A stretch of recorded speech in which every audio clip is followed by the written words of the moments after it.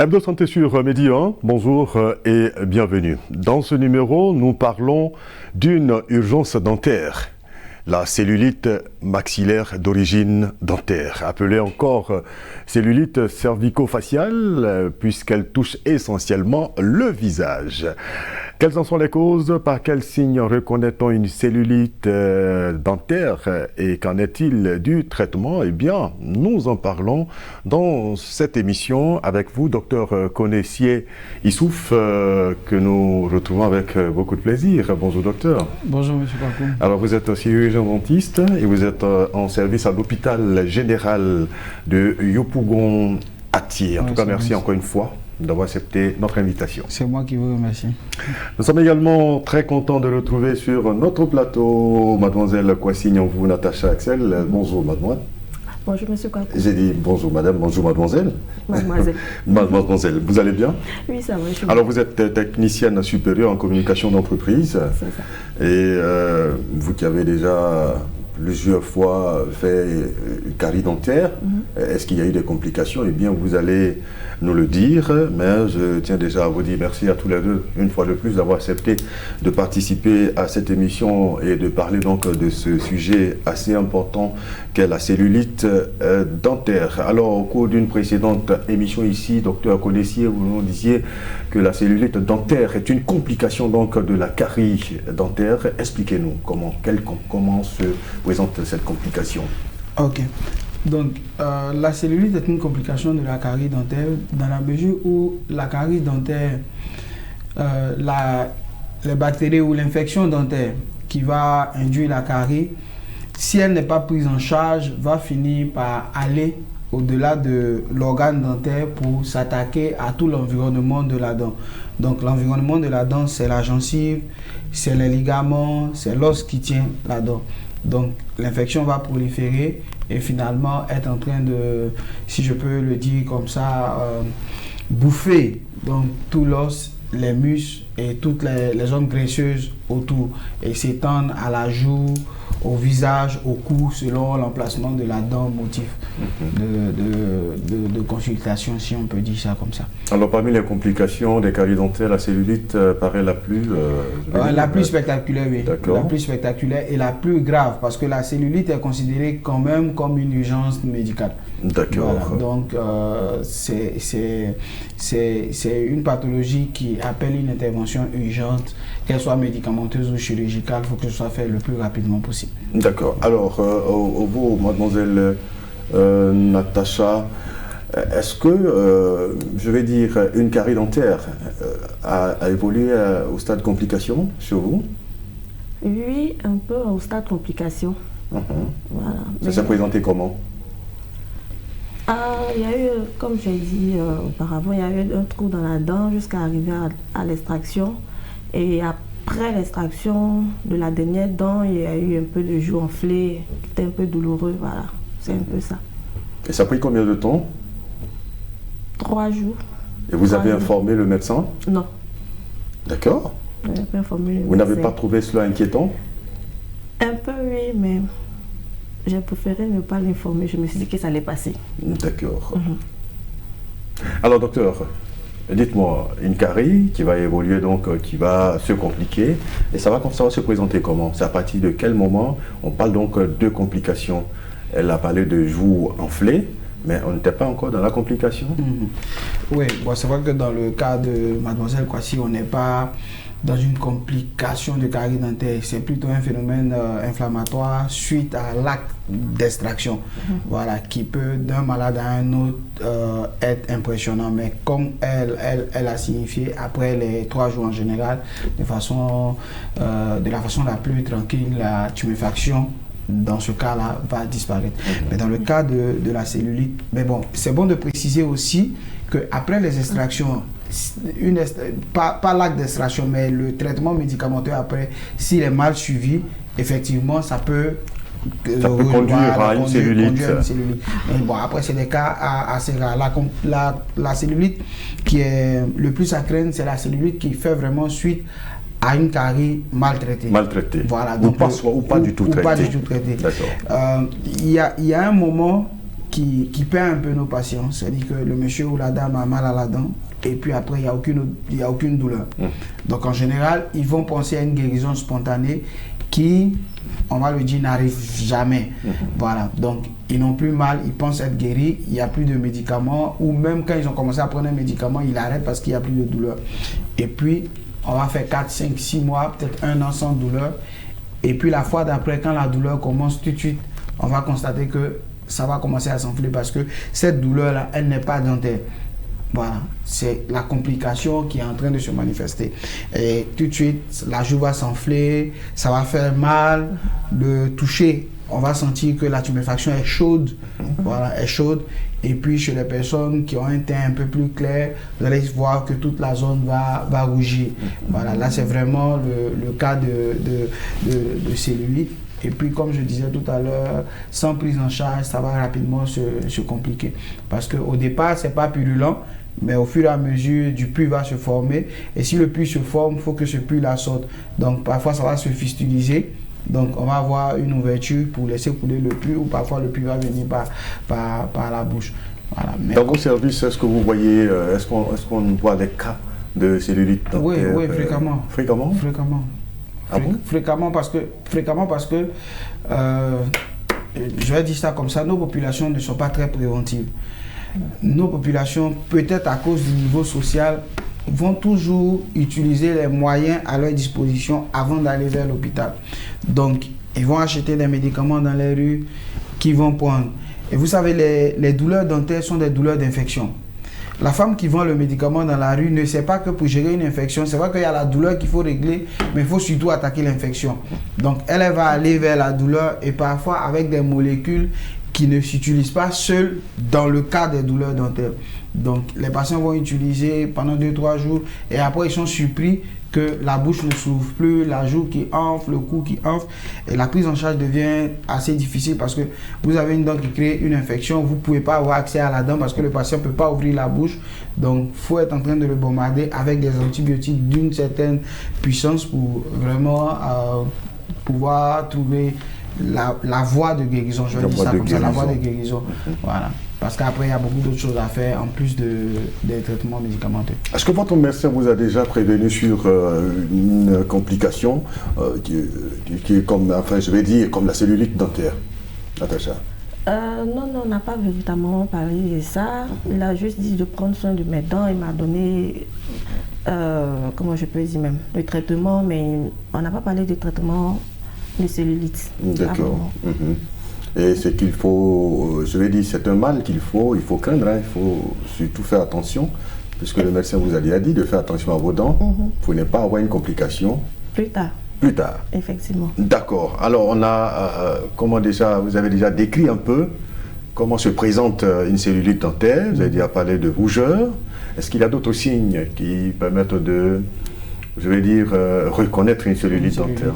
Donc déjà, c'est la tuméfaction. Mais les autres signes sont importants parce qu'on a d'autres tuméfactions, mais qui ne sont pas forcément des cellulites dentaires. Voilà. Donc on a d'autres tuméfactions, des tumeurs qui, oui ou non, sont cancéreuses, qui peuvent également atteindre nos patients. Mais là, c'est des tuméfactions qui s'installent sur du long terme et qui, à part la déformation, n'ont pas d'autres signes tout de suite. Donc le patient n'a pas mal et il voit que sa joue s'enfle progressivement. Parfois, il va venir en consultation plusieurs années après. Voilà. Mais dans la cellulite, dans la cellulite, on a de la douleur. D'accord. Voilà, on va dire des douleurs intenses. Dans la cellulite, la zone est chaude. D'accord. Voilà, donc le patient a sa température, mais cette zone-là, elle est vraiment chaude. Particulièrement chaude. Voilà, particulièrement chaude. Et l'apparition est, je vais dire, brutale.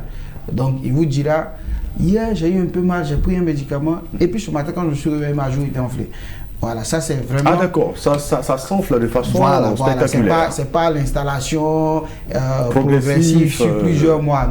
Non, la cellulite, c'est d'un jour à un autre, tout de suite, le patient a sa joue qui enfle. Et tout comme ça enfle d'un jour à un autre, c'est comme ça que ça peut se compliquer aussi très rapidement s'il n'y a pas de prise en charge. D'accord. Alors, prise en charge, on va en parler. Lorsque vous avez parlé d'urgence, lorsque ça s'enfle comme ça du jour au lendemain, il faut tout de suite intervenir. Oui, il faut tout de suite intervenir. Déjà, il faut tout de suite que le patient vienne. En fonction du niveau de gravité, le traitement peut être seulement, dans un premier temps, médicamenteux. Donc, il a la joue enflée, mais bon, il arrive encore à avaler, il peut encore parler. On lui met les médicaments de façon ambulatoire, il retourne à la maison même. Il prend ses médicaments, la joue va descendre, il revient en consultation. Mais pour certains cas, c'est l'hospitalisation directe. Voilà, c'est l'hospitalisation parce que le patient n'arrive plus à manger, son état général est altéré. Donc, dans ce cas-là, il faut l'hospitaliser et il faut vraiment une surveillance stricte de la médication prescrite sur tout le long de l'hospitalisation. Et puis, après, il y a l'étape chirurgicale. L'étape chirurgicale qui consiste à faire quoi? L'étape chirurgicale qui va consister à faire un drainage. Parce qu'on a du pus qui s'est formé, donc soit par avoir extra-oral, faire une incision, si elle n'est pas déjà faite par la cellulite elle-même, faire l'incision pour pouvoir évacuer toute la collection purulente qu'il y a. Ou parfois on peut avoir en bouche une zone où on peut donc faire ce drainage-là. Ça peut se faire à l'intérieur de la bouche? Oui, ça peut se faire à l'intérieur. D'accord, comme à l'extérieur. Comme à l'extérieur. Tout est fonction vraiment du stade et de la localisation de la lésion. Voilà. C'est pour ça que dans la prise en charge chirurgicale, par exemple, il y a l'extraction de la dent qui a causé la cellulite. Voilà. Donc parfois, quand l'extraction est faite, la zone laissée vide après l'extraction peut aider à évacuer le trop plein de pus. D'accord. Alors vous avez parlé donc d'un gonflement du jour au lendemain. À partir de quel moment ce pus est collecté? Ce pus est collecté parce que, je veux dire, comme je disais, nos populations prennent parfois beaucoup de risques. Parce que bien que la joue enflée, bien qu'on ait très mal, parfois l'hôpital n'est pas le premier lieu vers lequel on va s'orienter. Donc, ils vont encore gérer et l'enflux qui au départ est un peu dur va commencer à se ramollir. Ça veut dire que le pus en se formant a commencé à s'en prendre, si vous me permettez l'expression, à tous les muscles, à toutes les surfaces graisseuses de la zone. Donc, on a eu certains patients avec cellulite où parfois le doigt passe carrément parce que tous les muscles ont été, on va dire, détruits par la formation du pus. Ces muscles-là ne tiennent plus, donc ça fait ne tiennent plus, oui. D'accord. Oui. Dans certains cas plus compliqués, en plus du drainage, on va carrément sectionner certaines parties pour éviter la gangrène. Voilà, donc le patient guérit après, mais c'est des déformations, c'est de grosses cicatrices qui vont rester. Vous avez parlé de gangrène, ça peut évoluer vers un cancer? Oui, si ce n'est pas pris en charge. Voilà, si ce n'est pas pris en charge. Déjà c'est clair que le niveau d'infection dans les cellulites est assez préoccupant. Donc si vous avez une plaie, si ça fustilisé, que ça fait une plaie qui n'est pas prise en charge, voilà, naturellement ça va continuer de détruire et puis atteindre le stade des gangrènes et nous conduire vers quelque chose qui ressemble à un cancer. Un cancer, oui. D'accord. Et il faut craindre la mort?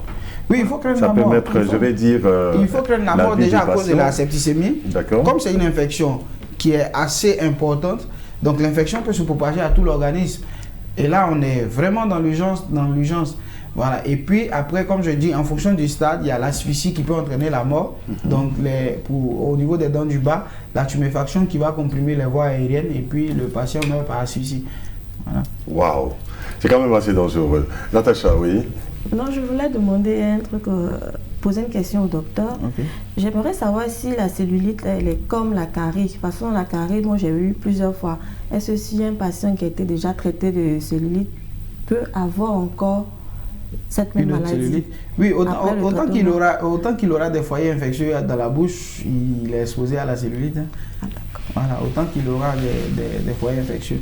Après, la prise en charge de la cellulite, je vais dire, est traumatisante pour tout le monde.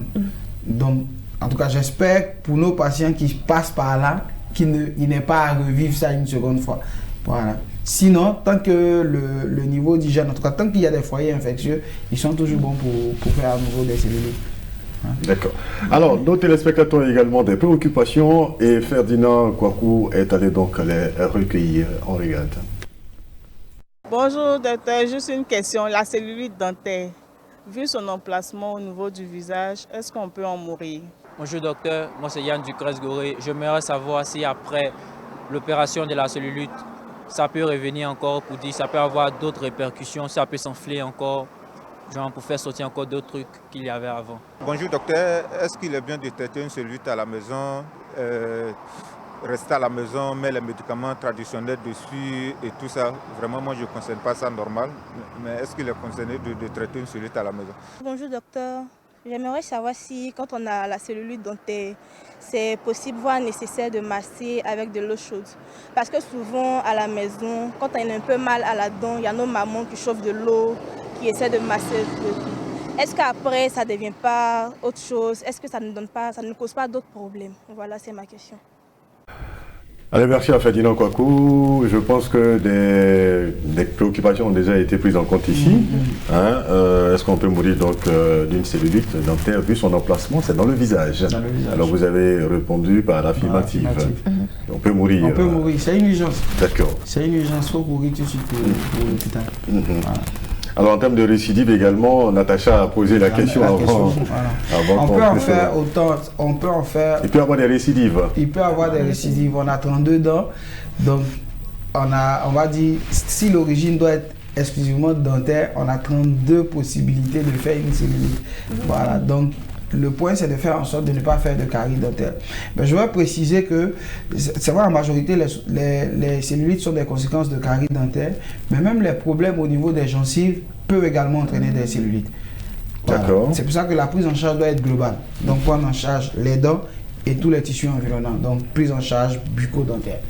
Voilà, d'accord. Éviter. Ok.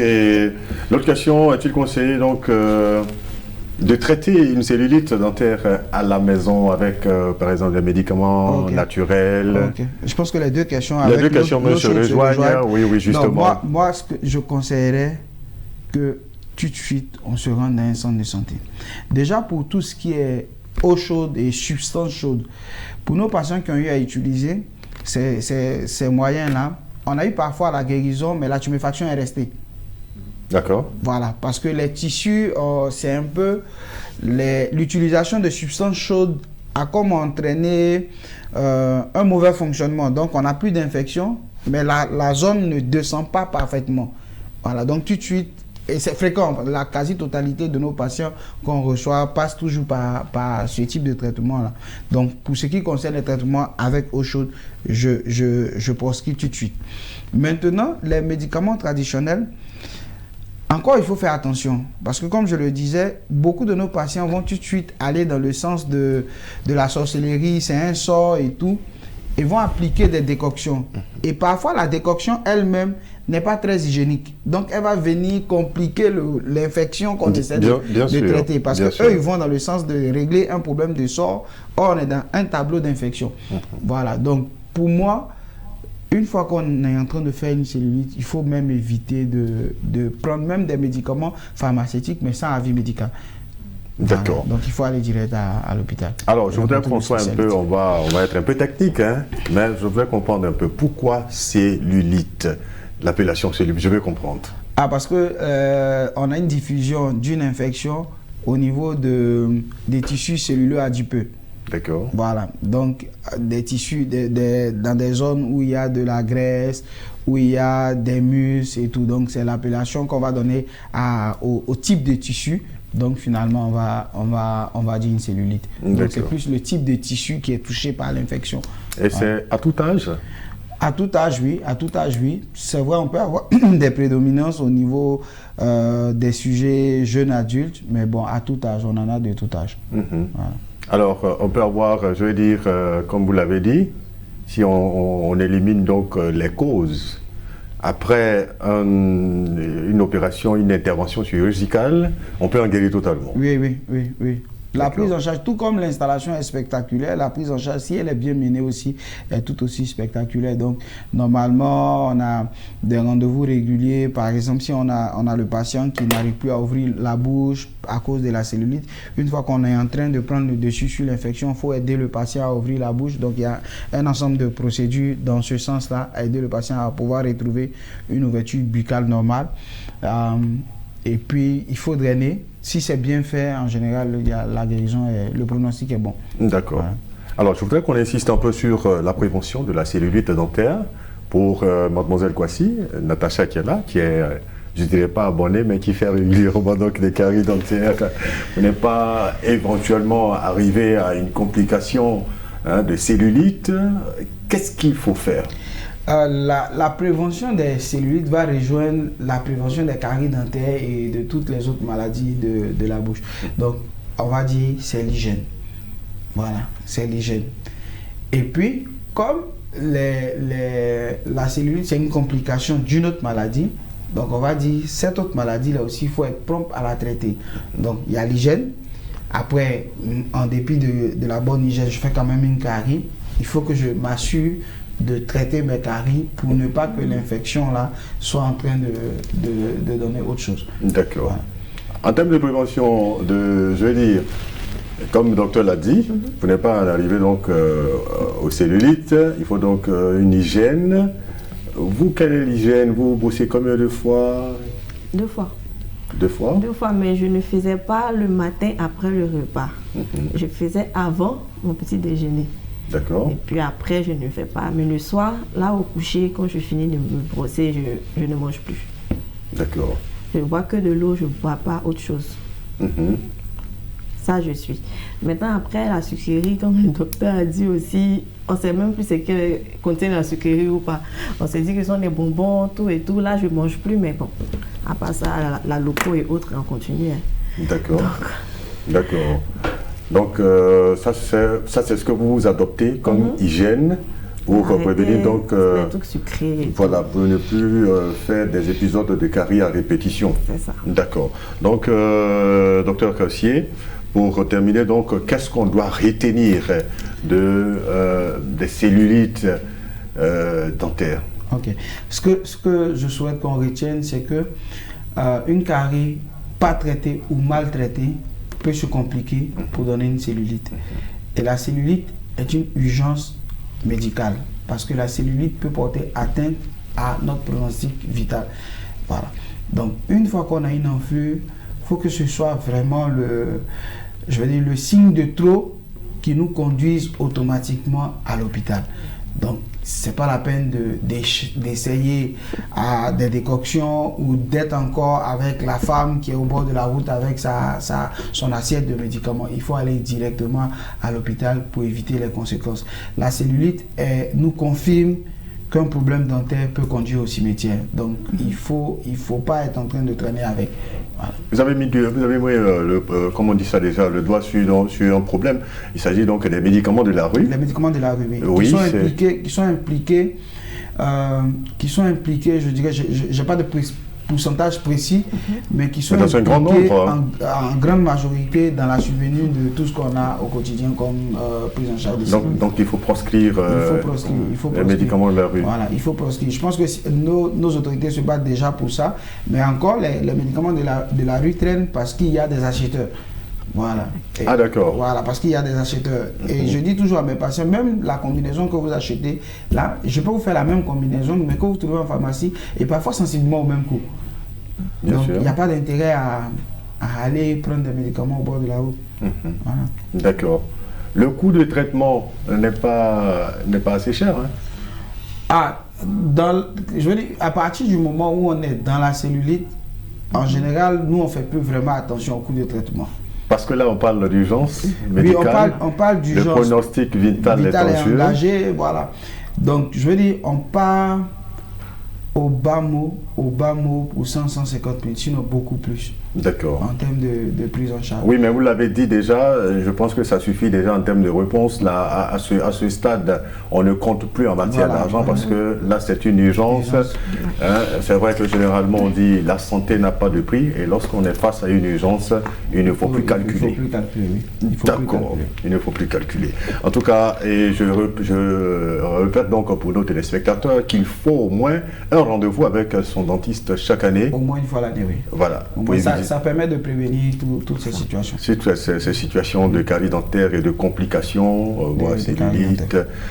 Allez, donc merci infiniment, docteur. Quelque chose à ajouter, Natacha, pour terminer? C'est bon? Oui, c'est bon. D'accord. J'ai beaucoup appris. Beaucoup appris. On a tous appris et on tient donc à vous dire un grand merci docteur Konessie Youssouf. Je rappelle que vous êtes chirurgien dentiste en service à l'hôpital général de Yopougon-Atié. Merci infiniment, docteur, d'être venu. On aura plaisir à vous retrouver sur notre plateau pour d'autres thèmes assez importants également. Merci à vous, mademoiselle Kwasi-Nyongo Natacha. Axel, vous êtes technicienne supérieure en communication d'entreprise. Merci en tout cas d'avoir accepté d'être là, de nous accompagner, de donner un peu votre vécu en termes donc de carie dentaire, puisque c'est l'évolution qui donne donc la cellulite. Heureusement que vous n'avez jamais eu de cellulite dentaire. Je vous le souhaite pas en tout cas. Merci beaucoup. Merci à vous. Ouais, c'est la fin de ce numéro d'Hebdo Santé. Merci à l'équipe de réalisation Fares, à Cora et Michel Yao, et à vous qui l'avez suivi. Prenez soin de vous et à très bientôt pour un autre numéro, toujours sur Média.